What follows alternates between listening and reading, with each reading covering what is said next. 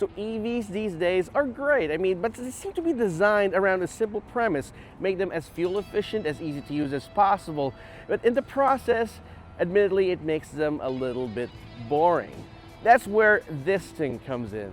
What's going on, guys? Roy Robles here for Zigwheels.Ph, and today we'll be reviewing something that wants to bring excitement and fun back into driving. This here is the Jaecoo EJ6 all-wheel drive electric vehicle.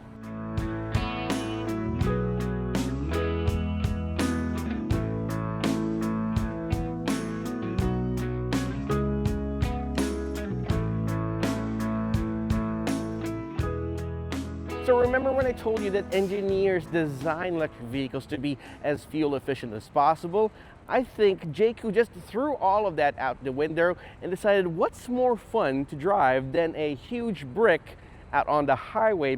It just wants to look cool. In fact, that's what Jaecoo means actually.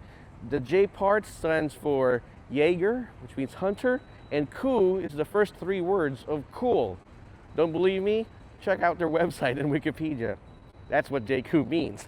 I love how the lower end particularly looks because you got black plastic right here, looks really rugged and ready to take on a little bit of outdoor adventure. They've also managed to fit in some LED fog lamps right there in the bottom as well, and a little bit of contrast with these brushed aluminum metal but ultimately plastic trims on each end.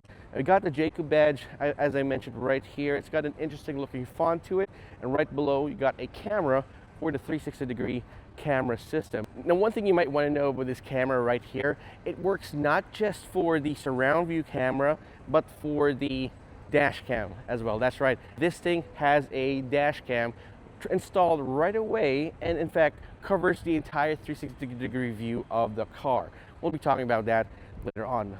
Now you've got these LED DRLs here as well. So these LED DRLs work as turn signals too in a very interesting manner. You've got 19, you heard that right, 19-inch alloy wheels on each end of the car right here, and they're pretty flat. That's where you added a little bit of aerodynamicness to it. Not that it's going to help because, of course, of all the boxy lines around the car, but at least it adds a little bit more to that aerodynamic factor. You got some reflectors on each end right here. I would have imagined that those little reflectors would have lit up, especially when you're going off-road. You got some really aggressive looking over fenders on the front and on the back, which is a lot like a lot of the off-road SUVs in the market. And one thing it does have is 225 millimeters of ground clearance and a rated 600 millimeters of wading depth. Now, if you think that 600 millimeters isn't much, especially compared to a mid-size SUV that has 800, well, I'm telling you, for SUVs like this, at least it has a rating. 600 millimeters is nothing to sneeze at, especially when going, off the beaten path, and you'd never know exactly what you're going to come across, especially on that beaten path. So you got these door handles that go flush when you lock the car or when you go ahead and drive. You got the 360-degree camera system right here on the side mirrors, and if you notice, the side mirrors are black. That's because the entire half of the car, the top end, the roof, is actually black. So yeah, you would think that this nice dark green color scheme matches this one here, but on second look, is actually a two-tone scheme. So the rear end of the EJ6 features a lot more of the same. Now, you got more of the tail lamps that feature the eye pattern there, and of course, an interesting looking third brake lamp on the top. Now, the most interesting thing about the rear though is this barn door type opening. There we go.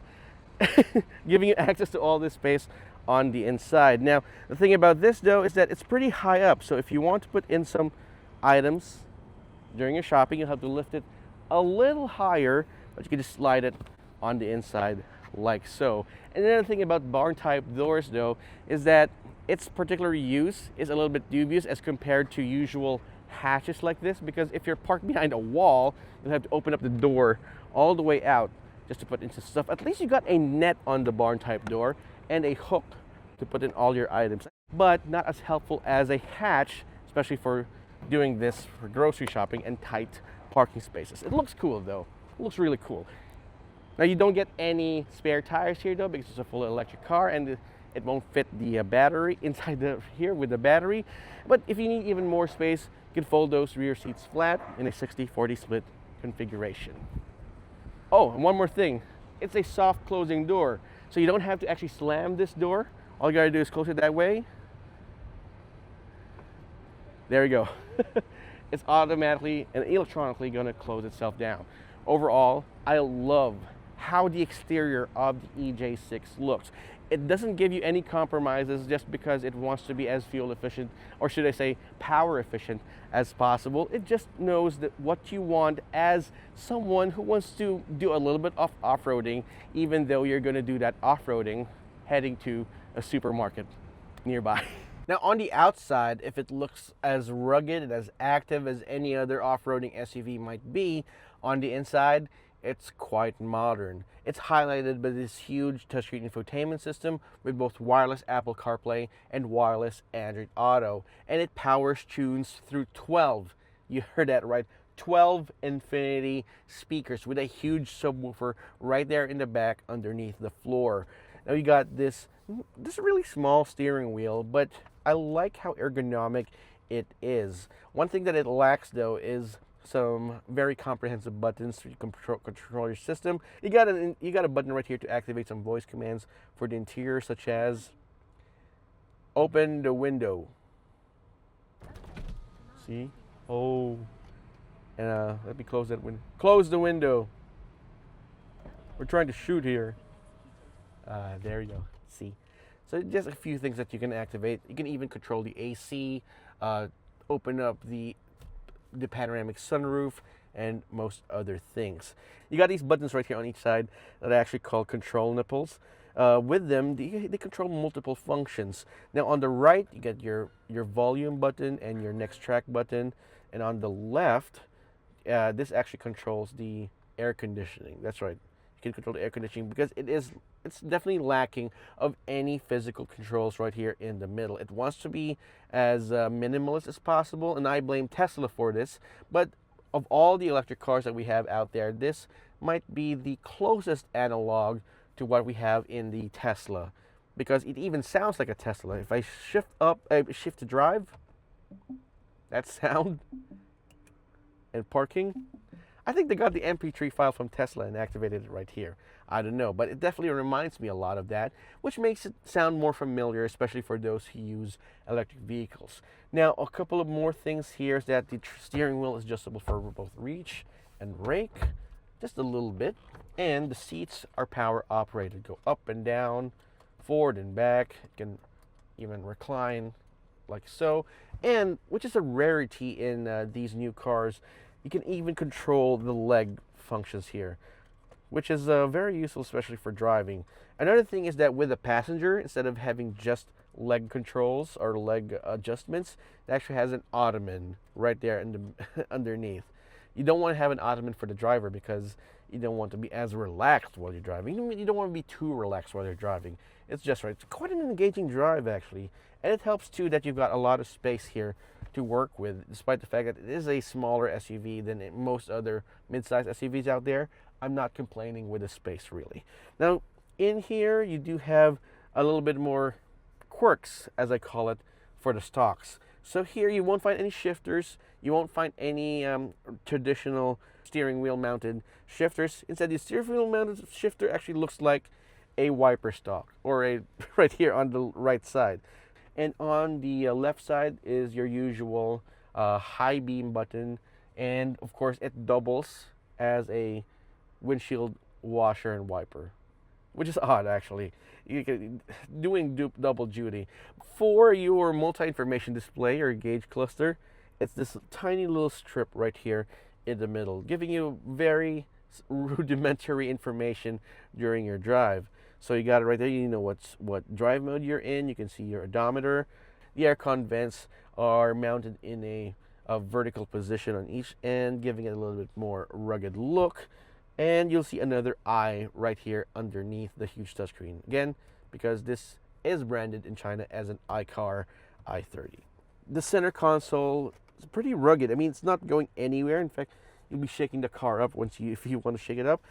And instead of having a shifter, you have this glass crystal that actually works as the car's drive mode selector. So moving between this cacophony of drive modes from eco, normal, sport, custom, all-road, slippery, beach, muddy, and I'm not even done yet, bumpy, and back to eco again. So multiple drive modes. You even have a fast charger right here, rated at 50 watts. So if your if your phone can charge up to 50 watts, you can actually fast charge your phone right there. You got 2 cup holders and grab handles, USB-A and USB-C port, and a huge space right there in the bottom for more stuff. Okay, a couple more quirks here is that if you notice, it's opening the door requires you to press on this electronic button. So the door is electronically open up. I know. I won't leave my phone while it's charging. It reminds you if you get out the phone. So in order to get out, you'll have to press on this button. Again, much like a Tesla, opens up and closes down by just a simple push. You might be wondering, how is that in terms of safety? If all the electrical buttons fail on you, how are you going to open the door? There is a physical latch underneath the outboard armrest like this, and you can just open it up that way. You got a panoramic sunroof on top. All right, so you got this simple rear view mirror right here, which automatically dims itself if the person behind you decides to use their high beams as their default setting when driving. Don't do that, guys. Right, all in all, it's quite ergonomic in the terms where you got all your space here on the inside, but to control everything that you need here, you still have to use this touchscreen, but thankfully it has good touch response rate. You can find everything that you need. Even locking it requires the touchscreen. There you go. We live in a world of touchscreens. At least they've given us a very responsive touchscreen. It also has a very useful 360-degree camera system. And fun fact, the cameras inside here of the Jaecoo EJ6 is actually provided and supplied by DJI. So it has quite a good resolution, especially at night when you're trying to park in tight spaces with less than ideal lighting. That's what DJI does anyway. All right, so let's go ahead and take a look at the second row seats and see what we can find. Before I check out the rear seats, let me show you one of the hidden features this car has. It actually has a hidden compartment underneath the second row seats, and they're not insignificant as well. Got a lot of space there to fit in even some umbrellas, some smaller items that you want out of the way while you're filming your nice EJ6. All right, so right here in the second row of the EJ6, you'll be pampered with all the space that we have right here in the back. I'm sitting behind my own driving position, a little bit laid back right here and reclined, which is not very considerate to the second row passengers, but even though I still have a lot of space for my knees, my feet, and my legs, you've got a flat floor. That's right, an all-wheel drive with a flat floor. That's because you don't have any drive shafts to worry about. You got 2 USB ports, 1 USB-A and 1 USB-C with a 60-watt charger, so it's pretty fast. 2 aircon vents, 2 map pockets. All right, that's all I can say about the interior of the EJ6. It's pretty nice, pretty substantial. It's not the most ergonomic when it comes to touch controls or physical controls, but once you get over that learning curve, it becomes like second nature. All right, so we're now behind the wheel of the Jaecoo EJ6 all-wheel drive electric vehicle. So rarely would we ever find an electric vehicle at this price point that has all-wheel drive, yet that's exactly what we have right here. There are 2 electric motors, one in the front, one in the back, and combined they make 275 horsepower and 385 newton meters of torque. That means 0 to 100, you can get to 0 and 100 in just right above 6 seconds. And that is absolutely insane. We're at the speed limit now. Whew. Power delivery comes at exactly when you want it, which is right now. So there are multiple, when I say multiple drive modes right here. So you got normal, sport, custom, all-road, slippery, beach, muddy, bumpy, eco, back to normal. We're gonna stay at eco mode because that is exactly where I want it to be at. We don't need to go all out. Because a couple of things which I'll be discussing later on. Safety features. You got a complete suite of safety features in the EJ6. Multiple airbags, electronic brake force distribution, hill descent control, hill hold assist, blind spot monitoring systems, 360-degree camera system, and did I mention that this has a built-in dash cam? 360-degree dash cam to protect you even further. I mean, these days and on these roads that we're driving at right now, that is imperative. So you don't have to install any ugly dash cams right here, third-party dash cams, because this one has one out of the gate. Also, it's got adaptive cruise control. It's pretty advanced too. I mean, you got the lane keep assist, lane departure warning, forward collision assist, rear cross traffic alert, you name it, this thing's got it. Now, one thing that I love about the Jaecoo EJ6 is because it is what's full electric. Oh, look at that turning radius. I mean, the suspension play on this car is just amazing. We got small turning radius. The steering is quite precise, maybe a little bit too precise to be quite assuring, especially in high speed, but it does stiffen up during high speed there, and going around corners, around canyons, it stays as pliant as possible. I mean, it's got something to do with how the front suspension has more to play around with now that you don't have an engine to snake around with, and that's something I like. It's got fully independent McPherson strut suspension up front and a multi-link suspension in the rear as well, as it should. It's going to be hard to take this off-road if it's got a torsion bar right there in the back, so it takes up road imperfections quite well. NVH levels on the EJ6 is superb. I mean, you don't have any of the noise to deal with when it comes to the engine. It doesn't have a diesel, it doesn't have a gas, you don't have anything combusting right there in front of you, no internal combustion engine, so it is as quiet as a church mouse. And the windows are actually one of these sandwiched tempered ones right here, so it does a good job keeping the noise where it's supposed to be on the other side. So one of the rare characteristics of the EJ6 is that unlike a lot of the electric vehicles out there, this certainly has a little bit of fun, a little bit of Colette right here behind the wheel. Now, one thing about this car though is that it's got a 70 kilowatt hour battery. It's much bigger than the usual 55 or 60 that we see there, because it's necessary, because if you have to work around the all-wheel drive system, it has two motors.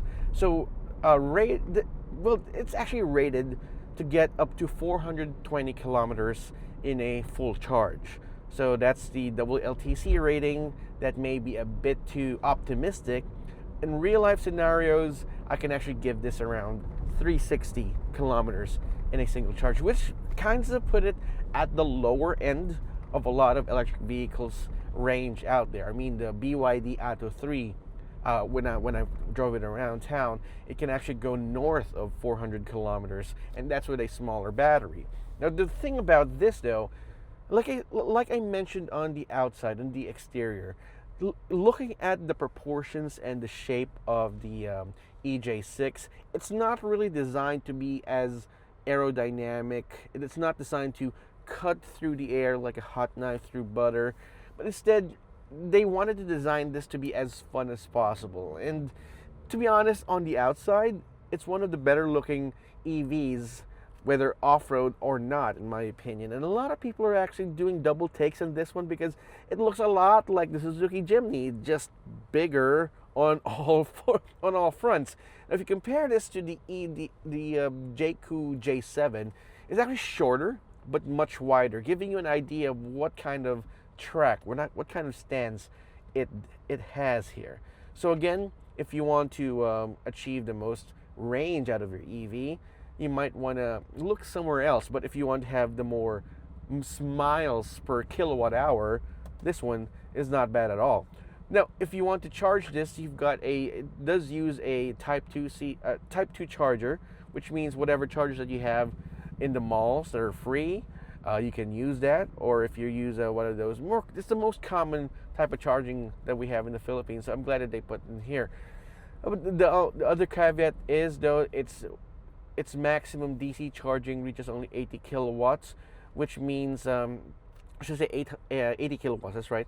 Which means 0, or should I say 20 to 80% can be had at just 30 minutes.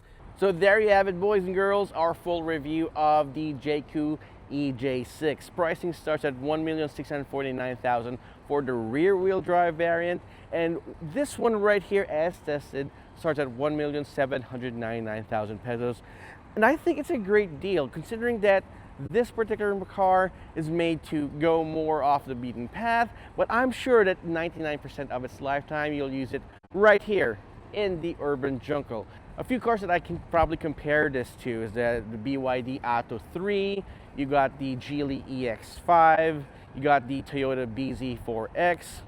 Not really a lot of cars in this particular segment, especially an all-wheel drive one, which you probably wouldn't be finding in the market right now. So if you're in the market for an all-wheel drive, fully electric vehicle, you'd be hard-pressed to find any competitors to this one right here. But I want you to know what you think. Would you be willing to trade off a little bit of energy economy or range in order to drive around in what looks like an electrified Suzuki Jimny? Drop me a comment in the comment section down below, and while you're at it, subscribe to our channel and hit that notification icon so you won't miss any of our videos. It's been Roy Robles from Zigwheels.Ph. See you guys next time.